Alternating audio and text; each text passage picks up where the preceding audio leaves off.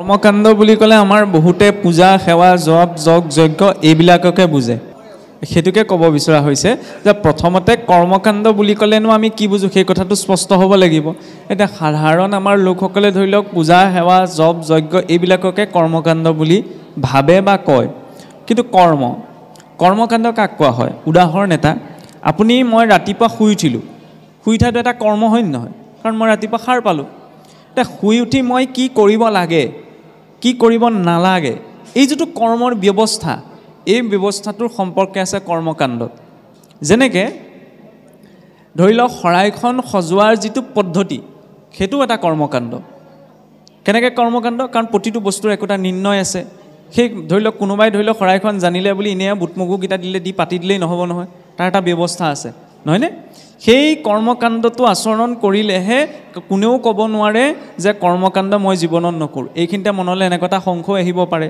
যে বেদৰ বিহিত কৰ্ম কৰিবাক ভকতৰ যোগ্য নৈ যদি মোহহুয়া কৰে ধৰ্ম কৰ্ম ভকতিত ভ্ৰষ্ট হৈ এটা কৰ্মকাণ্ডৰ উদ্দেশ্য এটা থাকে যিকোনো কৰ্ম কৰোতে কোনোবাই পূজা যজ্ঞ কৰিছে তাৰ এটা উদ্দেশ্য ঠিক তেনেদৰে আমাৰ যদি উদ্দেশ্য এটা লৈ যদি শৰাই ভাগ দিয়া হৈছে হেতু কিন্তু কৰ্মকাণ্ড কাৰণ তাত উদ্দেশ্য আছে আৰু উদ্দেশ্য যদি আছে তাৰ এটা ফল আছে লাগিলে শুভ ফলেই হোক সেইভাবে ভক্তি মাৰ্গত এটা কথা কোৱা হয় যে বেয়া কাম কৰিলেতো আমি বন্ধনত থাকিব লাগিবই ভাল কাম কৰিলেতো বন্ধনত থাকিব লাগিব কাৰণ আজি মই উদ্দেশ্য লৈ পেলাই কৰ্ম এটা ঈশ্বৰৰ ওচৰত আচৰণ কৰিছো যেটা তাৰ ফলটো মই জীৱনত পাম আৰু হে ফলটো ক'ত ভুগিব লাগিব এইখন সংসাৰতে সেইকাৰণে প্ৰকৃত যিজন ভকতজনে বেদৰ বিহিত কৰ্মকাণ্ড আচৰণ নকৰে কাৰণ উদ্দেশ্য লৈ কৰ্ম নকৰে কিন্তু যদি উদ্দেশ্য লৈ ভক্তি মাৰ্গত থাকিও কৰ্ম কৰা হয় হেতু কিন্তু কৰ্মকাণ্ডৰ ভিতৰতে পৰিব আৰু ইয়াত যেটো প্ৰসংগ আহিছে ঋষভদেৱৰ 100 জন পুত্ৰ নহয়নে যে ধৰ্ম বুলি ক'লে এতিয়া চাওকচোন বস্তু বুলি ক'লে আসলতে কিছুসকলে এটো প্ৰশ্ন কৰে ধৰ্ম কেনেকৈ বস্তু হ'ব পাৰে নহয়নে কিন্তু আমাৰ শাস্ত্ৰতটো ধৰ্ম বস্তু শব্দটো প্ৰয়োগ হৈছে যেনেকৈ কিছুসকলে গুৰুজন বস্তু বুলিও কয় তাত বস্তু বুলি ক'লে পদাৰ্থক বুজোৱা নাই যেনেকৈ কথাটো ক'বলৈ মই ব্যৱহাৰ কৰিছো সাংখ্য যুগ বুলি ক'লে সাধাৰণতে সংখ্যা বুলি ক'লে আমি কি বুজো 1 2 এনেকুৱা সংখ্যা কিন্তু আমাৰটো সাংখ্য যুগ বুলি ক'লে আত্মজ্ঞানৰ কথা বুজা যায় বেদৰ নিৰুক্তত সাংখ্য শব্দে অংকক বুজাইছে আৰু বস্তু শব্দে তত্ত্বক বুজাইছে এটা ধৰ্ম তত্ত্ব ধৰ্ম মানেনো কি সহজ অৰ্থত কি কিছুসকলে এটো কয় যে ধৰ্ম বুলি ক'লে পানীৰ যেনেকৈ জুলিয়া হোৱাটো ধৰ্ম ধৰি লওক বৰফৰ যেনেকৈ গোটা হৈ থকাটো ধৰ্ম এটো ভৌতিক ব্যাখ্যা কিন্তু ইয়াত ভৌতিক ধৰ্মৰ কথা কোৱা নাই ইয়াত আধ্যাত্মিক ধৰ্মৰ কথা কৈছে আধ্যাত্মিক ধৰ্ম কি ধাৰ্যতে ইতি ধৰ্মঃ যি ধাৰণ কৰি আছে হেই হৈছে ধৰ্ম কোনে ধাৰণ কৰি আছে সৃষ্টিখনৰ কথা নালাগে প্ৰথমে সূক্ষ্ম ব্ৰহ্মাণ্ডখন এই শৰীৰটো কোনে ধাৰণ কৰি আছে আত্মাই নহয়নে যি আত্মা ঈশ্বৰ বা পৰমাত্মাৰ অংশ সেই আত্মাক জনাৰ যেটো পথ হেতু হৈছে ধৰ্মৰ পথ আৰু সেই ধৰ্মক আৰু পৰিষ্কৃত ৰূপত ভাগৱতত ভাগৱত ধৰ্ম বুলি প্ৰকাশ কৰা হৈছে নহয়নে সেই ধৰ্ম বস্তু কথা ক'বলৈতো ভাগৱত ধৰ্মৰ কথা আহিছে গতিকে কৰ্মকাণ্ড বুলি ক'লে উদ্দেশ্য কৰি আচৰণ কৰা যিকোনো কৰ্ম আৰু ধৰ্ম বুলি ক'লে জীৱই আত্মাক জানি পেলাই ঈশ্বৰমুখী হোৱাৰ যেটো পদ্ধতি হেতু হৈছে ধৰ্ম মাৰ্গ এতিয়া আমি পুনৰ প্ৰসংগলৈ গুচি আহিছো যে ভক্তজনৰ এই যে 6 বিধা শৰণাগতিৰ কথা কোৱা হৈছে 6 প্ৰকাৰৰ ঈশ্বৰৰ ওচৰত আশ্ৰয় হোৱাৰ কথা যে 6 প্ৰকাৰ আশ্ৰয় মূলতে হৈছে কি ঈশ্বৰৰ ওচৰত অনুকূল কৰ্ম আচৰণ কৰা ঈশ্বৰৰ অনুকূল কৰ্ম কোনখিনি মাত্ৰ 3টা কথা ঈশ্বৰে বেয়া কথা নকয় ঈশ্বৰে বেয়া বস্তু নাখায় ঈশ্বৰে বেয়া কৰ্ম নকৰে ইয়াত একো সাংঘাতিক কথা নাই কিন্তু আমি যদি নিজক বিশ্লেষণ কৰি চাওঁ আমাৰ কিন্তু পাককেইটাই তিনিওটাতেই লাগি থাকে শুনিবলৈ বেয়া লাগিব পাৰে বা ধৰি লওক ক'বলৈও বেয়া লাগিব পাৰে কিন্তু সত্য এইটোৱেই একেবাৰে যদি পোনপটীয়াকৈ কোৱা যায় ঈশ্বৰেতো বেয়া কথা নকয় নহয়নে তেতিয়া ঈশ্বৰৰ আশ্ৰয়ী হৈ ঈশ্বৰৰ ভক্ত হৈ আমি বেয়া কথা কেনেকৈ ক'ব পাৰিম আগতে অসুৰেওতো ইমান বেয়া মান মতা নাছিল যিমানবিলাক বেয়া মাত আজিকালি আছে নহয়নে এই বাতিটো তেতিয়া যদি কুকুৰ এটাক খাবলৈ দিয়া হয় এটো আৰু ধুই পখালিওতো মানুহক খাবলৈ দিব নোৱাৰি কুকুৰক দিয়া হ'ল লাগিলে সি আৰু পোহনীয়া হওক যদি মই মুখখনেৰে 10টা অশ্লীল মাতেই মাতি আছো সেইখন মুখৰে আৰু ৰাম কৃষ্ণ নাম লৈ থাকিলেও জানো ঈশ্বৰে গ্ৰহণ কৰিব নকৰে সেইকাৰণে এটো সহজ চিন্তা ভক্তি মাৰ্গত ঈশ্বৰে মুখখন দিছে ভাল কথা ক'বলৈ, কাৰণ যি উচ্চাৰণ কৰা যায়, যি কথা কোৱা যায়, সেই কথাই মানুহৰ মানসপটত প্ৰভাৱ পেলায়, নহয়নে? মানুহে কিবা এটা ক'লে সেইটো প্ৰভাৱ পেলায়। গতিকে মুখখনে আমি ভাল কথা পাতিব লাগিব, ভাল বাক্য উচ্চাৰণ কৰিব লাগিব। কিন্তু ঈশ্বৰৰ আশ্ৰয়ী হৈ পেলাই যদি মই সেই সাধাৰণ কথাটোৱে ঈশ্বৰক প্ৰতিজ্ঞা দিব পৰা নাই, বাকীবিলাকৰ কথা দূৰৰে কথা, আজিৰ পৰা ঈশ্বৰক এইটো ক'ব যে প্ৰভু আজিলৈকে যি ক'লোঁ, আজিৰ পৰা মই জীৱনত বেয়া কথা নকওঁ। মই এইটো কোৱা নাই যে আপোনাৰ বাবে বেয়া কথা কৈছে বা কোৱাৰ মানসিকতা আছে, কিন্তু কিবা কাৰণত মানুহৰ ওলাই যায়, নহয়নে? গতিকে প্ৰথম বাক্য সংযম, কাৰণ আমি ঈশ্বৰৰ সন্তান। গতিকে ঈশ্বৰৰ সন্তান হৈ পেলাই আমি বেয়া মাত কেনেকৈ মাতিম? আগতেতো অসুৰবিলাকেও বেয়া মাত মতা নাছিলে। গতিকে ভক্তি মাৰ্গত ঈশ্বৰৰ আশ্ৰয় হৈছোঁ যেতিয়া, বৈষ্ণৱত্ব নিজৰ ভিতৰত প্ৰকাশ পাবলৈ হ'লে ঈশ্বৰে বেয়া কথা নকয়, গতিকে ময়ো নকওঁ। ইয়াত সাংঘাতিক ডাঙৰ কাৰোবাৰ ভাষণ শুনা, সাংঘাতিক ঢেৰ কিবা গ্ৰন্থ অধ্যয়ন কৰা, সাংঘাতিক কিবা সাধনা কৰা, মই বোলে বহুত চেষ্টা কৰি আছোঁ নিজৰ বাক্য সংযম কৰিবলৈ, কোনো প্ৰয়োজন নাই। মাত্ৰ এটা প্ৰাথমিক চিন্তা, ঈশ্বৰে যেতিয়া বেয়া কথা নকয় মই কেনেকৈ ক'ব পাৰিম তেওঁৰ অংশ হৈ পেলাই। দ্বিতীয়তে, ঈশ্বৰে বেয়া বস্তু নাখায়। চাওকচোন, যেনেকুৱা অন্ন হয় তেনেকুৱা মন, যেনেকুৱা মন তেনেকুৱা ইন্দ্ৰিয়ৰ প্ৰবৃত্তি, যেনেকুৱা ইন্দ্ৰিয়ৰ প্ৰবৃত্তি তেনেকুৱা স্বভাৱ, যেনেকুৱা স্বভাৱ তেনেকুৱা অভ্যাস, যেনেকুৱা অভ্যাস তেনে কৰ্ম, যেনে কৰ্ম তেনে ফল, ফল ভোগৰ যিটো পদ্ধতি সেইটো হৈছে জীৱন। এতিয়া ঈশ্বৰেতো বেয়া বস্তু নাখায়, নহয়নে? গতিকে এইটো সহজ চিন্তা, ঈশ্বৰে যেতিয়া বেয়া বস্তু নাখায় তেতিয়াহ'লে আমি কেনেকৈ খাম? খোৱা নোখোৱা এইবিলাক সকলোৰে ব্যক্তিগত বিষয়, কাৰো ক'বলগীয়া নাই, নহয়নে? কাৰণ মোৰ খোৱা পদ্ধতিত আপোনাৰ ক'বলগীয়া নাই, আপোনাৰ খোৱা পদ্ধতিত মোৰ ক'বলগীয়া নাই। কিন্তু ভক্তি মাৰ্গত এইটো সহজ চিন্তা, ঈশ্বৰে যেতিয়া বেয়া বস্তু নাখায় ময়ো নাখাওঁ, তাৰ কাৰণে সাংঘাতিক চিন্তা কৰাৰ প্ৰয়োজন নাই নহয়। আৰু ভাল বস্তু কি বেয়া বস্তু কি এইখিনি কথা বেলেগকেতো কোনেও কাকো ক'ব নালাগে। আমাৰ সকলোৰে শৰীৰত প্ৰকৃতিৰ তিনিটা গুণ আছেই, থাকিবই, সাত্বিক, ৰাজসিক, তামসিক। সেইবাবে আমি প্ৰকৃতিক ত্ৰিগুণাত্মিকা বুলি কওঁ, নহয়নে? আৰু এই তিনি গুণৰ আধাৰতে আমাৰ সকলো চিন্তা, সকলো কৰ্ম, সকলো ভাৱনা উৎপন্ন হয়। আৰু এই তিনিওটা গুণ ক'ৰ পৰা প্ৰভাৱিত হৈ থাকে? আমাৰ সংস্কাৰৰ পৰা। সংস্কাৰবিলাক ক'ৰ পৰা আহে? আমি কি খাইছোঁ, কি কৈছোঁ, কি জীৱনত কৰিছোঁ, অন্ন বাক্য ব্যৱহাৰ, এই তিনিওটাৰ পৰা সংস্কাৰ আহিব, নহয়নে? এতিয়া আমাৰ সকলোৰে জীৱনত বেছিকৈ আমাক কি লাগে? সাত্বিক গুণটো বা শুদ্ধ সত্য গুণটো। কাৰণ ঊৰ্ধ্বং গচ্ছতি সত্ত্বস্থা, মধ্যে তিষ্ঠন্তি ৰজসা, অধোগচ্ছন্তি জঘন্য গুণ বৃত্তিস্থা, অধোগচ্ছন্তি তমসা। সত্যগুণত জীৱৰ চিন্তা, বুদ্ধি, বিবেক ঊৰ্ধ্বগামী হয়, ৰজোগুণত মাজতেই থাকে, তমোগুণত আকৌ অধোগামী হয়। আমাক কি লাগে? ঊৰ্ধ্বগামী হোৱা চিন্তা, নহয়নে? ঊৰ্ধ্বগামী হোৱা চিন্তা ক'ৰ পৰা আহিব? অন্নৰ পৰা। যেনে অন্ন তেনে মন বুলি কৈছে। এতিয়া অন্ন শুদ্ধ সাত্বিক হোৱা প্ৰয়োজন। শুদ্ধ সাত্বিক অন্নৰ লক্ষণটো কি? সত্ত্বপ্ৰীতি সুখস্থিৰ আয়ুষ্য বলবৰ্ধক ৰসাল মধুৰ স্নিগ্ধ আহাৰ সাত্বিক প্ৰিয়। যিখিনি সাত্বিক, ৰসাল, মধুৰ, স্নিগ্ধ প্ৰকৃতিৰ পৰা আমি সতেজ ৰূপত পাওঁ, নহয়নে? এইখিনি শুদ্ধ সাত্বিক দ্ৰব্য। গতিকে শুদ্ধ সাত্বিক দ্ৰব্যখিনি খালে বা গ্ৰহণ কৰিলে কিবা মনটো শুদ্ধ সাত্বিক হ'ব, আৰু তাৰ জৰিয়তে শুদ্ধ চিন্তা চৰ্চা আহিব। শুদ্ধ চিন্তা চৰ্চা আহিলে আমি যিকোনো বেয়া পৰিস্থিতিত হ'লেও নিজৰ সেই শুদ্ধ বৌদ্ধিক চিন্তাটোতেই থাকি পেলাই কামবিলাক কৰিম। সেইকাৰণে কোৱা হৈছে অন্নত আমি যেনেকৈ ঈশ্বৰক চাওঁ, নৈবদ্যৰ ঠগীখন আগবঢ়াটো তাতো শুদ্ধ সাত্বিক দ্ৰব্যকেইটা দিয়া হৈছে। গতিকে ভক্তৰ ৰূপতেতো সহজ চিন্তা যে মই শুদ্ধ সাত্বিক দ্ৰব্য গ্ৰহণ কৰিম, নহয়নে? এতিয়া খোৱাকৈ ডাইৰেক্ট যদি প্ৰত্যক্ষ ৰূপত কথা ক'বলৈ যোৱা যায়, তেতিয়া চাওকচোন, আচলতে মাছ মঙহৰ কথা বৰকৈ নকওঁ বাৰু, কাৰণ এইবিলাক কথা ক'লে ৰাইজে বেয়া পায়। কিন্তু মূল কথাটো হৈছে এইটো যে ভক্তি মাৰ্গত যদি আমি আগবাঢ়িব বিচাৰিছোঁ, যে ইমানৰ ভক্তি কৰিছোঁ এইটো নহয়, এইটোতো সুযোগ পোৱা গৈছে। গতিকে যিকণ আমাৰ দ্বাৰা কৰা সম্ভৱ ভক্তি মাৰ্গটোত সেইখন আমি কৰিব লাগিব, নহয়নে? ভোক লাগিলে খালে বোলে আপত্তি নাই, এই ভাল লাগিলে খাই থাকিলে আপত্তি, তেতিয়া আকৌ পেটৰ বেমাৰ হয় নহয়। সেইকাৰণে সকলো বিষয়তে মানুহৰ সংযম আৰু সন্তুলনটো লাগে। সংযম সন্তুলন থাকিলে আমি ধুনীয়াকৈ জীৱনটো পাৰ কৰিব পাৰোঁ।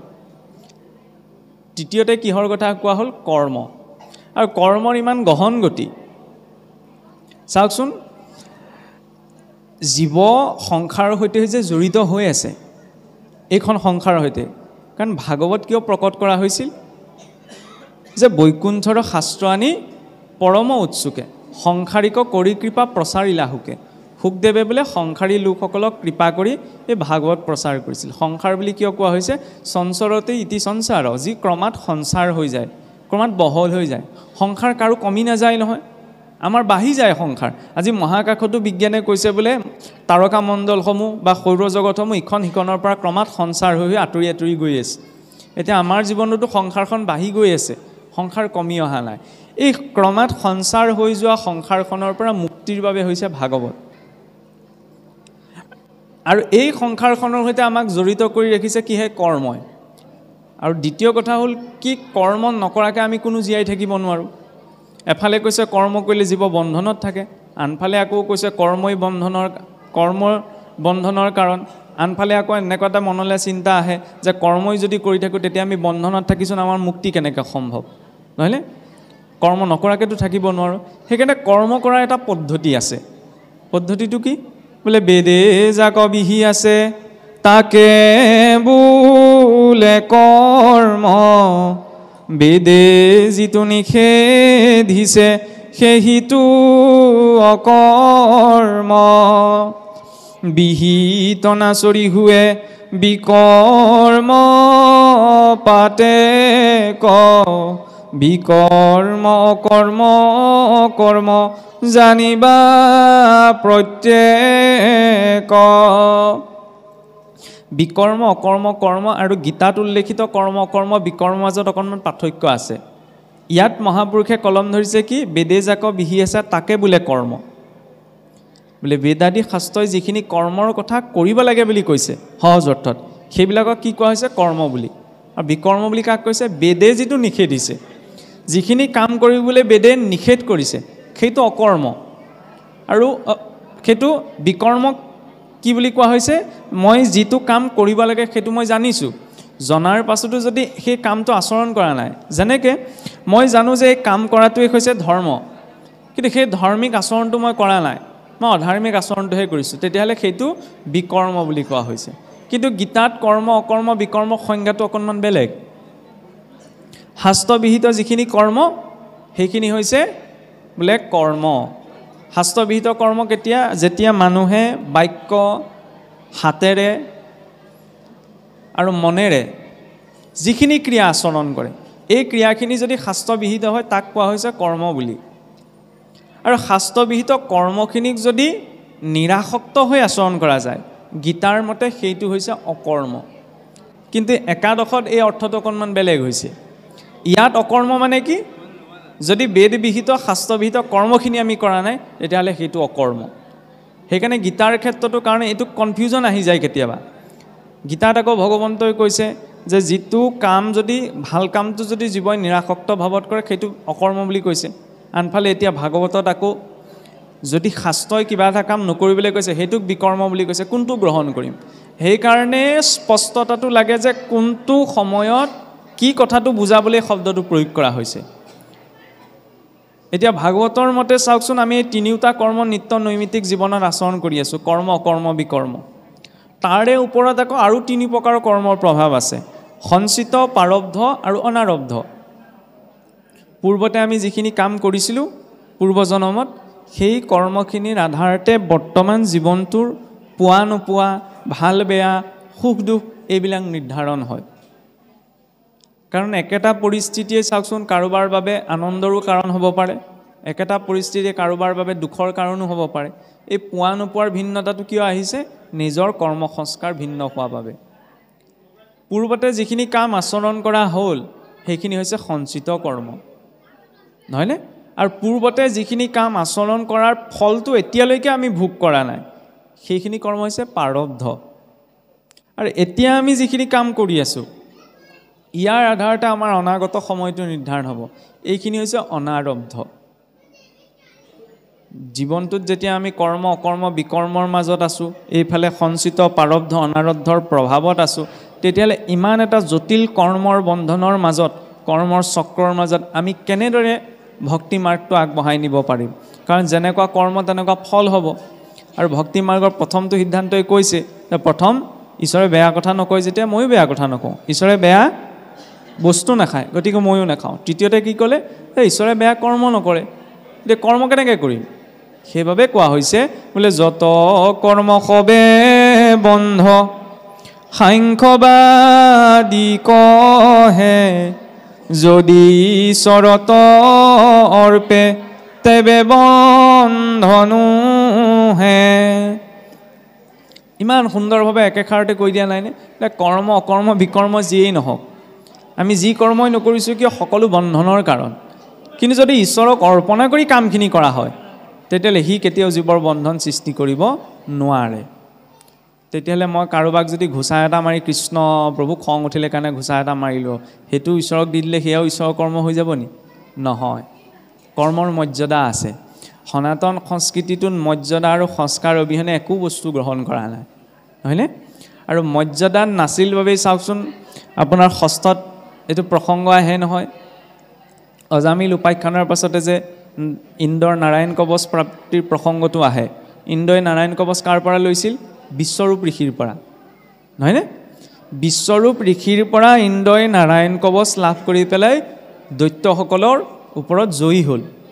কিন্তু যেতিয়া বিশ্বৰূপ ঋষিয়ে দেৱতাসকলৰ গুৰু বুলি ভাবি অহংকাৰী হৈ দেৱতাসকলৰ অৰ্থে উৎসৰ্গা কৰা সকলো দ্ৰব্য ভক্ষণ কৰিবলৈ ধৰিলে, তেতিয়া আকৌ পৰিস্থিতিত পৰি ইন্দ্ৰয়ে বিশ্বৰূপ ঋষিক হত্যা কৰিব লগা হ'ল।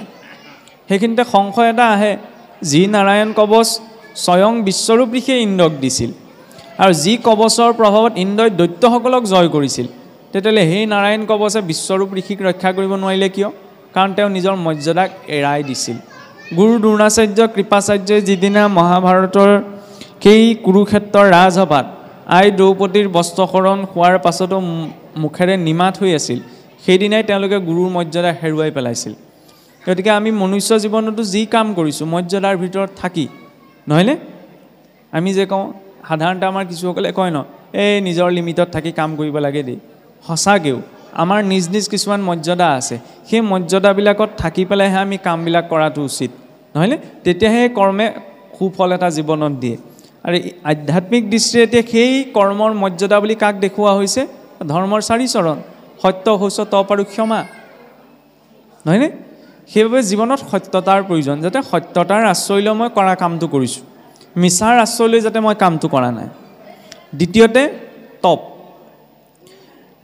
এই ঋষিসকলে গছৰ তলত বহি ঈশ্বৰক ধ্যান কৰি বহি থকাটো একমাত্ৰ তপ নহয়, সেইটো এটা উপাসনাৰ বেলেগ মাৰ।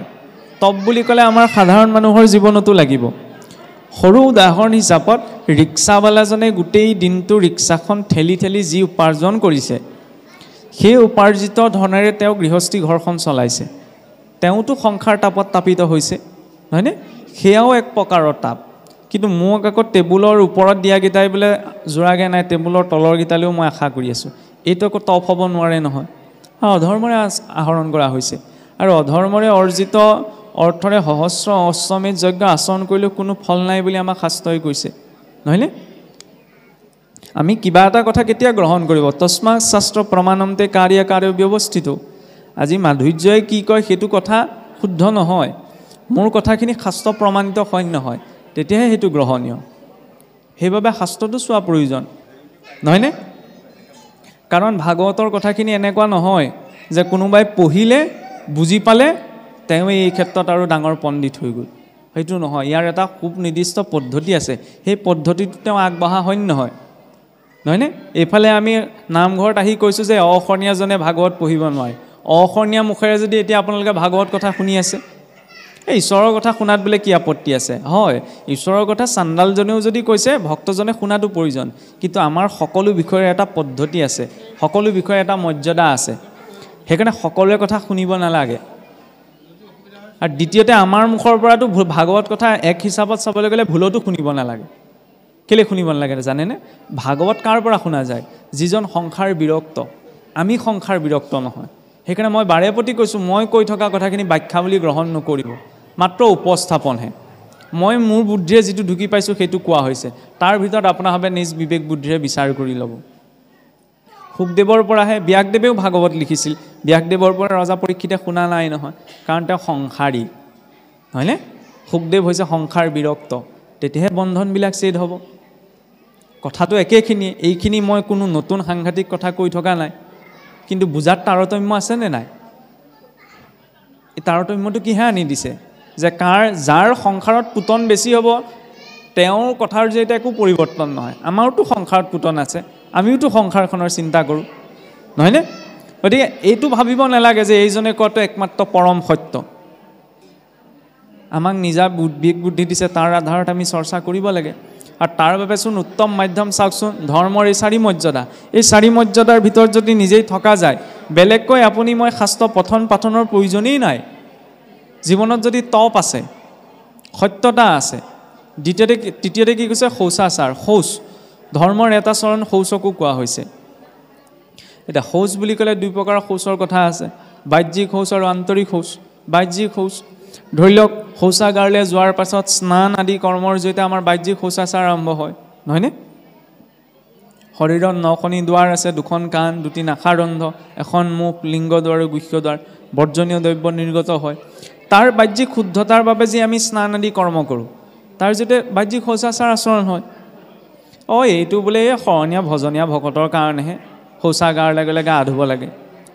আমাৰ চাবচোন, আমাৰ সৰহসংখ্যকৰ চিন্তাটো তেনেকুৱা হয়, বোলে ভজনীয়া ভকতেহে শৌচাগাৰলৈ গৈ পেলাই শৌচাচাৰ কৰিলে গা ধুব লাগে, বাকীসকলে নকৰিলেও হয়। সেইকাৰণে কেতিয়াবা দেখা যায় কিছু, মই ব্যক্তিগতভাৱে কোৱা নাই, কিছু পিতৃ মাতৃয়ে ল'ৰা ছোৱালীক বোলে শৌচাগাৰ লাগে, হ'ব পানী আছে দে মাৰিবলৈ সোমাই আহ। আমিও দেখিছোঁ নহয় মিতিৰ কুটুমত, সেইকাৰণে কৈছোঁ সেইটো ক'ব নালাগে, নহয়নে? লাগিলে গৰম পানী কৰি হ'লেও গাটো ধুই আহক, তাতনো কি আপত্তি আছে? সেই লৌকিক আচাৰখিনিক ধৰ্ম বুলি দেখুৱাইছে। ধৰ্ম বুলি ক'লে সাংঘাতিক কিবা এটা নহয়, সাংঘাতিক কিবা উপাসনা কৰিলে ঈশ্বৰক আমি পাম, এইটো নহয়। সাধাৰণ আচাৰকেইটা আমাৰ জীৱনত থাকিব লাগিব। আন্তৰিক শৌচাচাৰ, ভাল কথা পাতিলে, ভাল কথা চিন্তা কৰিলে, ভাল কথা আলাপ আলোচনা কৰিলে মনটো এনেই শুদ্ধ আত্মিক হৈ থাকে, তাৰ জৰিয়তে আন্তৰিক শৌচ আহে। সেইবাবে জীৱনত এই শৌচাচাৰ লাগিব। কাৰণ ভাগৱততো ভাগৱত নামানো বুলি কোৱাজনক ভাগৱত দ্ৰোহী বুলি কোৱা নাই। ভাগৱত দ্ৰোহী বুলি কাক কৈছে?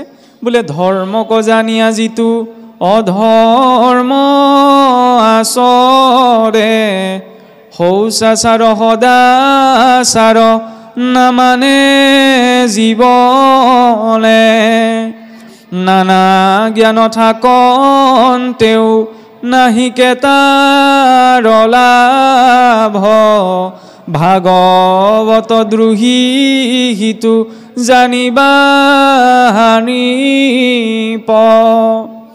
যদি ধৰ্মটোক জনাৰ পাছতো মই অধৰ্মটোৱেই কৈছোঁ, জীৱনত মই শৌচাচাৰ সদাচাৰ পালন কৰা নাই, তেতিয়াহ'লে মোৰ বহু জ্ঞান থাকিলেও তাক শূন্য, তেতিয়া মই ভাগৱতৰ দ্ৰোহ আচৰণ কৰোঁ বুলি ভাগৱতে কৈছে। গতিকে বাহ্যিক এই আচৰণখিনিৰ জৰিয়তে প্ৰকৃত ধৰ্মই ৰূপ লাভ কৰে। ইয়াৰ পাছতে কি ক'লে? ক্ষমা।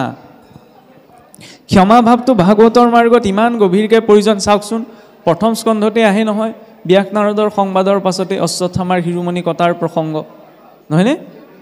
এতিয়া অশ্বত্থামাৰ শিৰোমণি কটাৰ প্ৰসংগতে যেতিয়া অশ্বত্থামাই দ্ৰৌপদীৰ 5জন পুত্ৰক হত্যা কৰি পেলাইছিল, আৰু যেতিয়া ভগৱান কৃষ্ণ আৰু অৰ্জুনে ধৰি বান্ধি নি আই দ্ৰৌপদীৰ চৰণত সেই অশ্বত্থামাক পেলাই দিছিল, তোমাৰ পুত্ৰক এওঁক হত্যা কৰিলে, গতিকে এওঁক তুমি উচিত দণ্ড দিয়া।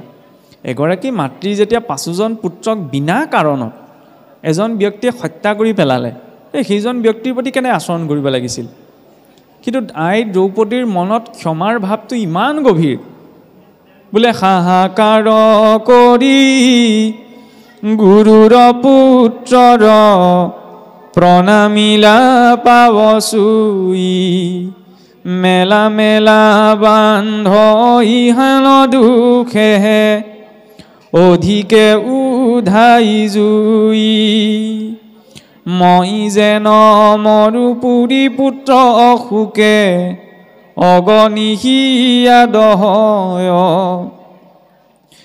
ইহানয় অৱস্থা দেখি হেহি মতে গৌতমীতে জীৱে জীৱ। বোলে আজি মই 5জন পুত্ৰক হেৰুৱাই যিটো দুখ অনুভৱ কৰিছোঁ, এওঁক যদি মই এতিয়া তোমালোকক হত্যা কৰিবলৈ প্ৰতিশোধৰ ভাৱত এওঁক যদি হত্যা কৰিবলৈ কওঁ, এওঁক হেৰুৱাৰ পাছত এওঁৰ মাতৃগৰাকীয়ে কিমান দুখ পাব।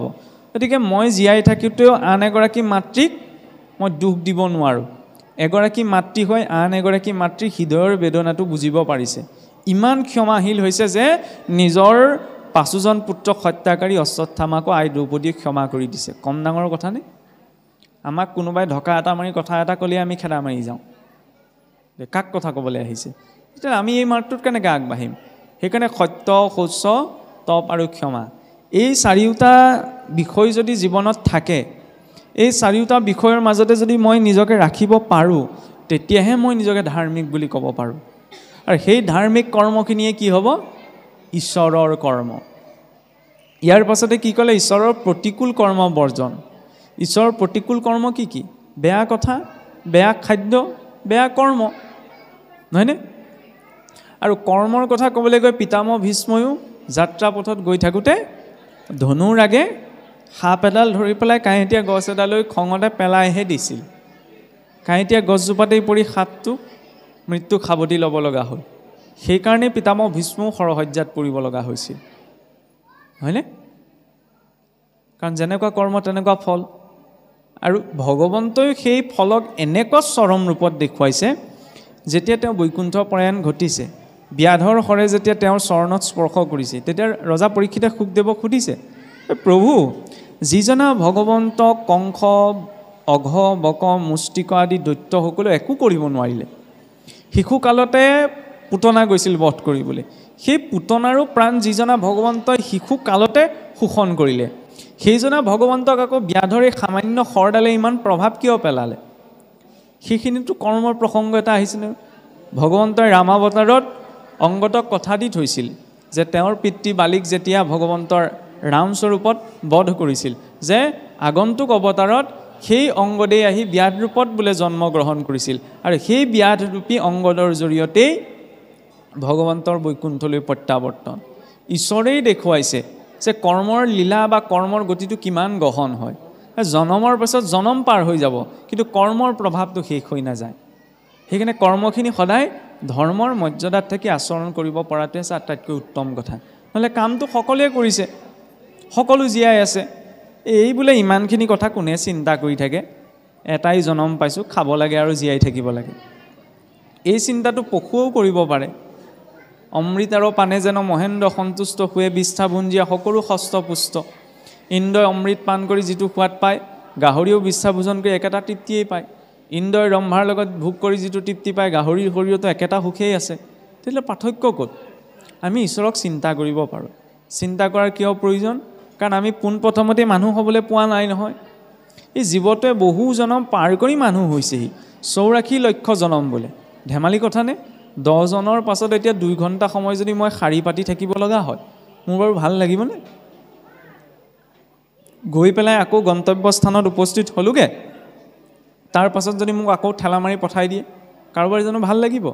তেতিয়াহ'লে যেতিয়া ভাবিব পৰা যাব যে এই শৰীৰটোৰ ভিতৰত থকা জীৱই 84 লাখ জনী পাৰ কৰি আহিছে। স্থাবৰং বিঞ্চতে লক্ষম, গছ গছনি ইত্যাদি শৰীৰত 20 লাখ বাৰ, জলজম নৱলক্ষকম, জলজ জনীত 9 লাখ বাৰ, কুৰুমাঞ্চ নৱলক্ষঞ্চ, উভচৰ জনীত পুনৰ 9 লাখ বাৰ, দশলক্ষঞ্চ পক্ষী নহ 10 লাখ বাৰ চৰাই চিৰিকটি ৰূপত, ত্ৰিঞ্চ লক্ষঞ্চ পশুনঞ্চ 30 লাখ বাৰ পশু ৰূপত, চতুৰ্লক্ষঞ্চ বানৰা 4 লাখ বাৰ বানৰ কুলত, ততো মনুষ্যতাং প্ৰাপ্য, তাৰপিছত মানুহ হৈছে। সেইবাবে কোৱা হৈছে প্ৰায় দুৰ্লভ প্ৰাপ্তি মনুষ্যত্তম, প্ৰায় বহুত দুৰ্লভ মানুহ হ'বলৈ সুযোগ পোৱাটো। এই যে কেতিয়াবা দেখা যায়, চাবচোন, শ্ৰীধৰ স্বামীয়ে ভাষ্যত বৰ এটা সুন্দৰ প্ৰসংগ লিখিছে। কেতিয়াবা মানুহ আমিবিলাক যেতিয়া টাউনলৈ হওক গাঁও ঘৰলৈ ওলাই গ'লেই কিছুমান কুকুৰ মেকুৰী চাবচোন, মানুহক আক্ৰমণ সিহঁতি নকৰে, কিন্তু মানুহ এজনক দেখাৰ লগে লগে জিভাখন উলিয়াই পেলাই বৰ একাগ্ৰমণে মানুহটোলৈ চাই থাকে। কিন্তু কিছুমান কুকুৰ মেকুৰী আকৌ মানুহ দেখিলেই খেদা মাৰি আহে। এই জিভা উলিয়াই যে একান্ত মানে যে মানুহটোলৈ চাই আছে, এই কুকুৰ মেকুৰীকেইটা কি বোলে? পূৰ্বজন্মত বোলে বহু ডাঙৰ পণ্ডিত আছিল, কিন্তু যথা সময়ত হৰিভক্তি নকৰিলে, সেইকাৰণে সেই জনম। আৰু সেই জনমত তেতিয়া ভাবিছে যে এওঁ কিমান সৌভাগ্যশালী বোলে, মনুষ্য হৈছে, আৰু মই মনুষ্য হৈও সেই জীৱনটো হেৰুৱাই পেলালে। এইবিলাক বোলে সাধু কথা, কোনে দেখিছে? কাৰণ আজিকালি মানুহবিলাক বৰ যুক্তি তৰ্কবাদী। সকলো কথাতে মানুহক যুক্তি লাগে, তৰ্ক লাগে, কিন্তু সকলো কথা যুক্তি তৰ্কৰে বুজিব পৰা নাযায়। আপুনি আপোনাৰ মনটোক যুক্তি তৰ্কৰে বুজিব নোৱাৰে, নহয়নে? কাৰোবাৰ প্ৰতি কিবা ভাল পোৱা ভাৱ এটা আছে, পিতৃ মাতৃৰ ল'ৰা ছোৱালীৰ প্ৰতি, ল'ৰা ছোৱালীৰ পিতৃ মাতৃৰ প্ৰতি, সেইটো যুক্তি তৰ্কৰ আধাৰত বুজিব পৰা নাযায়। তেতিয়াহ'লে বোলে এইবিলাক কথা কোনে দেখিছে? আপুনি মইতো চকুৰে দেখা নাই, কোনেও দেখা নাই এতিয়া ইয়াত বহি থকা। কিন্তু তাৰ অৰ্থ এইটো নহয় যে পূৰ্বৰ মহাপুৰুষসকলে সেইখিনি অনুভৱ কৰা নাছিল। বিষ খালে মানুহ মৰে কোনেও দেখা নাই, বিষ খালে যে মানুহ মৰে সেইটো কোনেও অনুভৱো কৰা নাই। তেতিয়াহ'লে কিহৰ আধাৰত আমি কৈছোঁ যে বিষ খালে মানুহ মৰে? নিজেতো দেখা নাই, নিজেতো অনুভৱ কৰা নাই, কাৰণ আমাক বিশেষজ্ঞ এজনে কৈছে, বিশেষজ্ঞজনৰ কথাক আমি বিশ্বাস কৰিছোঁ। গতিকে মহাপুৰুষসকলে গোটেই জীৱন উচৰ্গা কৰি এইখিনি তথ্য আমাক দি থৈ গ'ল।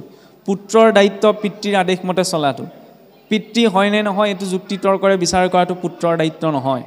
মাতৃহে জানয় কাৰ বীৰ্যে পুত্ৰ, মাতৃহে জানে কাৰ বীৰ্যে সন্তান হৈছে। সেইবাবে মাতৃয়ে পৰিচয় কৰাই দিয়ে যে এওঁ পিতৃ, এওঁ ভাতৃ, এওঁ ভগ্নী। ঠিক তেনেদৰে শাস্ত্ৰসমূহ হৈছে মাতৃস্বৰূপা। শাস্ত্ৰই আমাক চিনাই দিয়ে যে ঈশ্বৰ কি, ঈশ্বৰক কিয় জানিব লাগে, ঈশ্বৰক পালে কি হ'ব। প্ৰায়হ দুৰ্লভ প্ৰাপ্তি মনুষ্যত্বম।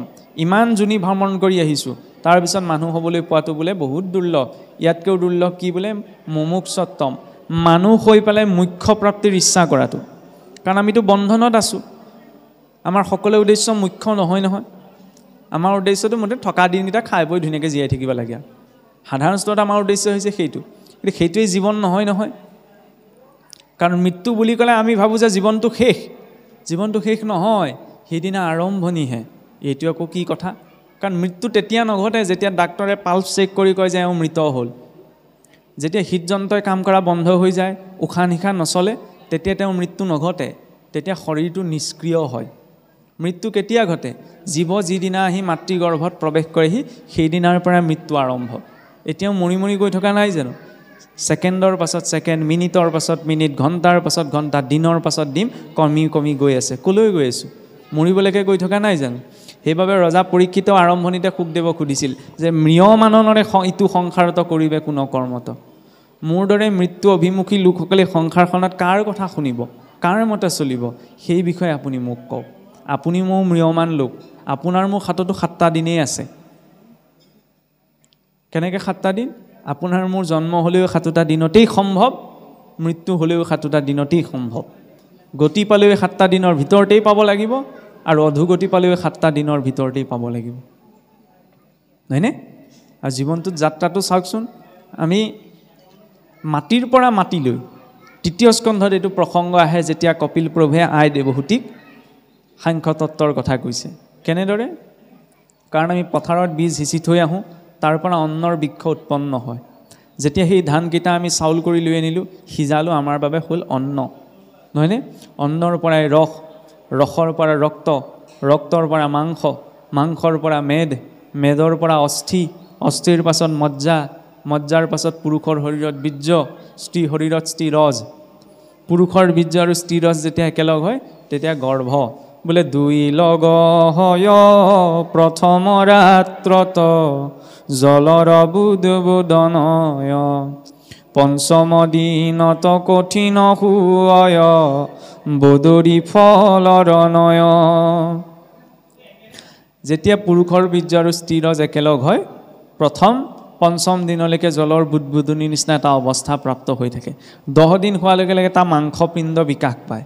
এমাহ হোৱাৰ লগে লগে সেই মাংসপিণ্ডৰ পৰা মস্তক আৰু বোলে পদ অৰ্থাৎ ভৰি অংশ, 2য় মাহত বাহু, বক্ষ, জংঘা, 3য় মাহত জীৱৰ নখ, চুলি, এইবিলাক সূক্ষ্ম অংগ, 4ৰ্থ মাহত জীৱই চেতনত্ব প্ৰাপ্ত কৰে, 5ম মাহৰ পৰা ক্ষুধা তৃষ্ণা এইবিলাক অনুভৱ হ'বলৈ আৰম্ভ হয়, 6ষ্ঠ মাহত জীৱৰ সকলো অন্তৰেন্দ্ৰিয় গঠন সম্পূৰ্ণ হয়, প্লীহা, বৃক্ক, 7ম মাহত ছালৰ গঠন সম্পূৰ্ণ হয়, 8ম মাহত জীৱৰ প্ৰতিটো অংগ দৃঢ় হয়, 9ম মাহত গৰ্ভমুদ্ৰাৰে শয়ন কৰি থাকে, 9 মাহ 10 দিনৰ পাছত এই জীৱটো জন্ম হ'ল, নহয়নে?